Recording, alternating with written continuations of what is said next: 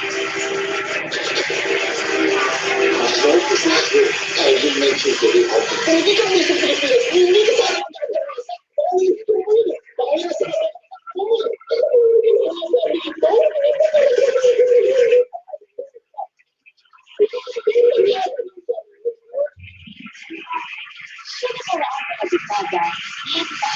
sa ating mga at sumaktilang buhay ng dahil sa pang-abuso ng kani-kanilang kanya. Kailangan ito masultun para hindi na madagdagan ng listahan ng pambibiktima sa ating mga kababayan, lalo na sa mga kababaihan. Isang ganito nakakagintay na totoong kwento ng isang asawa-ina at OFW na buong buhay nakaranas ng emotional, verbal at sexual abuses. Kailan kaya siya magkakaroon ng lakas ng loob na libangan? Paano kaya niya mapapakasaya ang walang hiyang anak at sa hanggang nakakamit niya ang justisya para sa kanyang sarili at sa kanyang anak na bunga ng panggagahasa? Kakatutukan dito sa aming episode na pinamagatang Abused and Raped.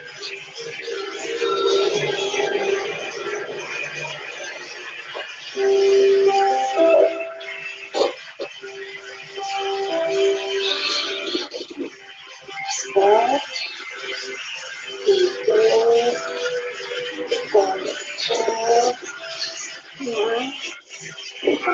dito kailan mo ba talagang magpapanulit? Diba, naipon naman na tayo.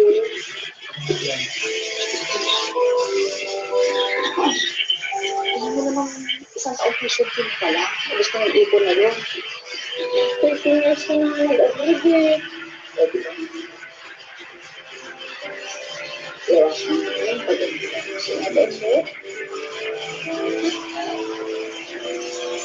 Pag-agree ko siya.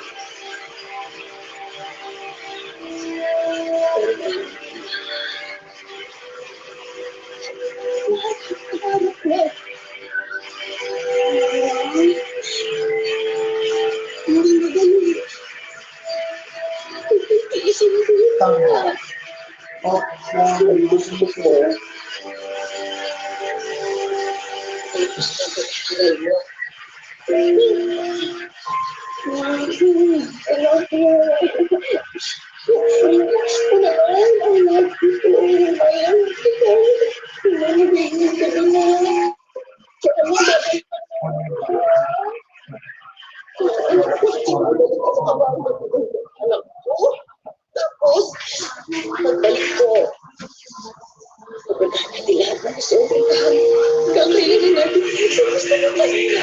Grabe! Tayong dalawa. Paano siya kita kahit saan mo gusto? Umiyak ko na sa anak. Pilit mo. Umiyak siya.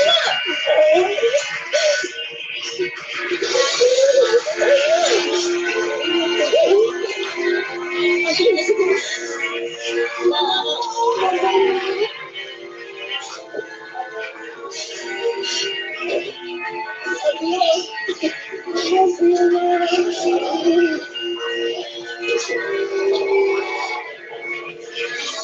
Nagpasanggang mag-inang si Mariel at Aida para gustusan ang pag-aaral ni Mariel. Ilang taong ding nagpabalik-balik sa Japan si Aida bilang isang entertainer. Hindi naman sinayang ni Mariel ang suporta ibinigay ng kanyang ina nag-aral siya ng mabuti hanggang sa makabalik na ulit ang kanyang ina sa Pilipinas.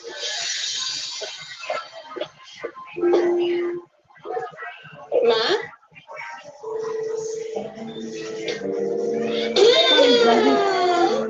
Kailan ka ba umuwi?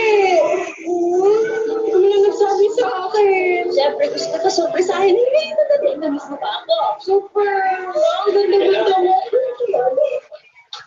Ay! Ariel, si Michael, boyfriend ko. Tama ko si Aida. Maganda na ang kanyang anak. Michael.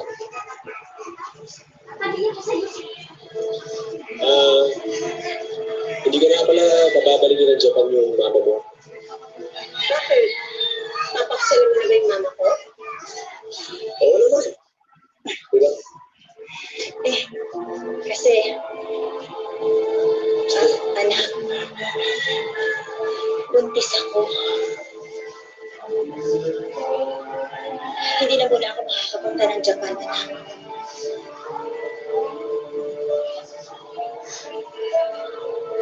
Gusto kasi namin ni Michael bumuo ng pamilya.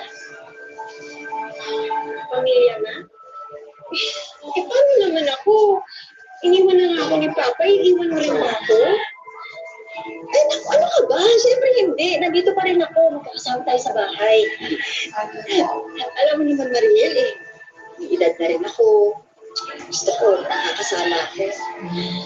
Eh, siyempre, gusto ko naman si Michael din ang kasama ko. Dahil tanggap niya ako eh. Tanggap niya yung nakaraan ko. Tapos mahal niya ako, anak. Tama ang mama mo. Mahal na mahal ko talaga siya. Siguro naman ayos lang din sa'yo. Hindi pa na ako tumulit.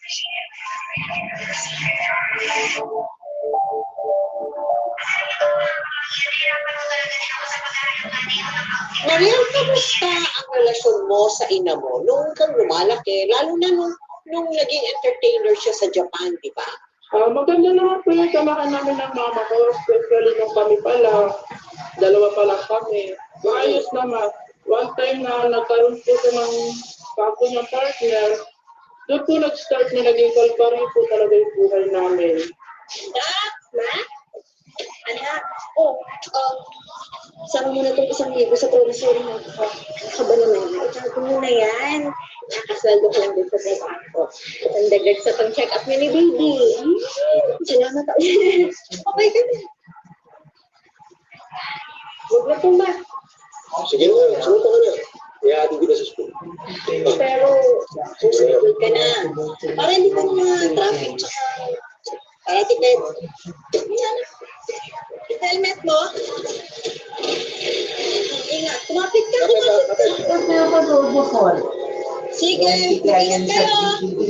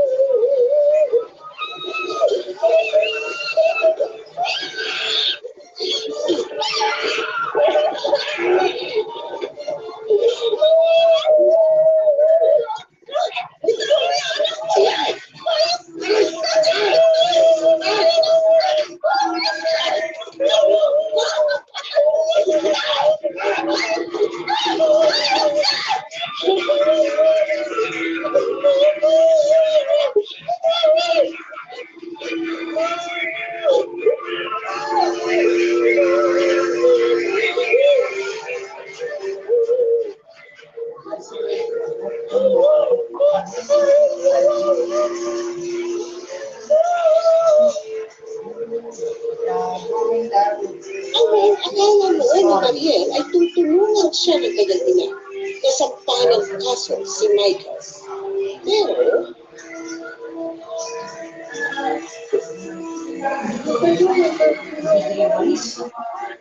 ito nangyari kasi pagkakali sa akin ni Michael.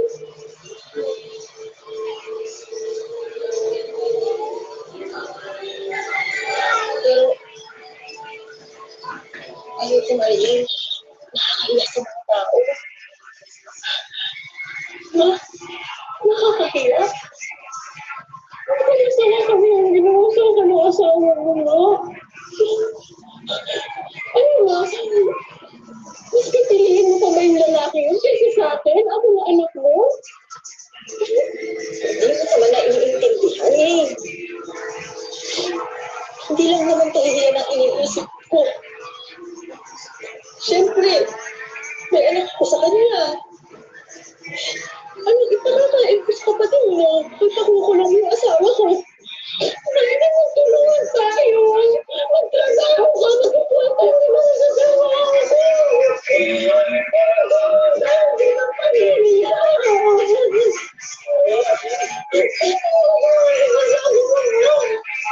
Ano yung anak mo eh? Kung dapat ko na anak mo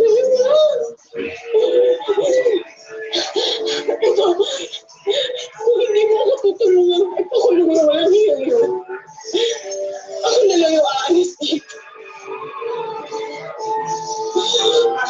Nakakasulit ka pa, di ba? Sorry. Pero hindi ako tanga. Hindi ko kaya tumira dito kasi ako hindi mo naman. Sawa ka naman sa mga. Sorry ka na. Sorry ka.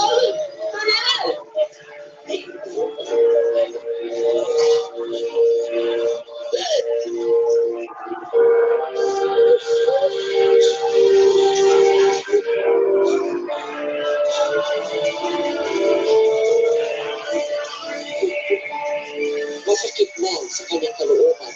Itinuloy ni Mariel ang pag-alis sa poder ng ina at nagtrabaho na lamang sa isang fast food chain.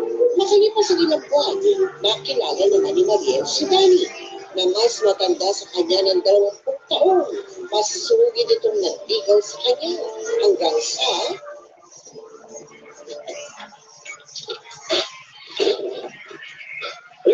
pasok.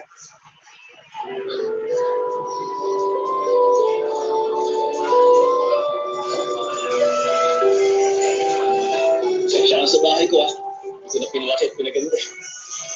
ano ka ba? Hindi naman ngayon may iniisip ko eh. Dani, nagtataka lang ako. Bakit hindi ka nakapag-asawa natin? Sayang naman sa bahay mo. Ngayon lang kita nakilala. Pero una pa lang kita nakita. Alam ko ikaw yung babae mamahalin ko sa aking buhay. Pero Dani, alam mo naman yung nangyayari sa akin, di ba? Tama.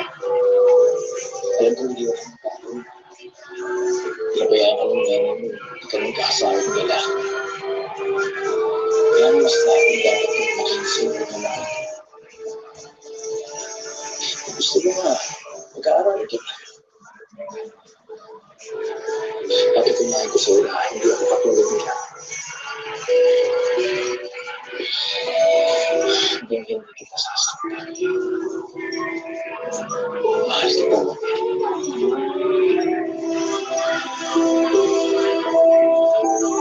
Dahil wala ng ibang tao na nagnalasakit sa kanya na mga panahon yun. Pumayag na din si Mariel na magsama sila ni Danny. Gusto pa sanang mag-enroll ni Mariel sa school, pero nabuntis siya at naging masela nito. Ano ang akala ni Mariel ay magiging maligaya na siya sa piling ni Danny. Pero, kain ka na.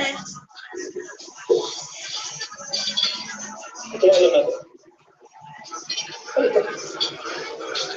Pinadayit mo?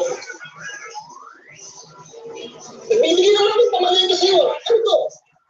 Mahal, gusto kong bumili ng baboy, hindi na talaga kasya kanina eh. Bumili pa ako ng 5 kilong bigas, tapos yung vitamins pa namin ni baby. Sino bigas ang pinili mo? Bakit mo yung bigas? Ako naman eh. Lahat ang gusto mo, binibili ko sa'yo, tapos tinitipid mo ako. Yan, hindi nga kasya eh. Pagkasin sa iyo, pagkasin yan. Ano? Ano, masarap? Ito na kumain yan. Dani, ano ka ba? Ganun din sa ako. Wag mo naman ako sa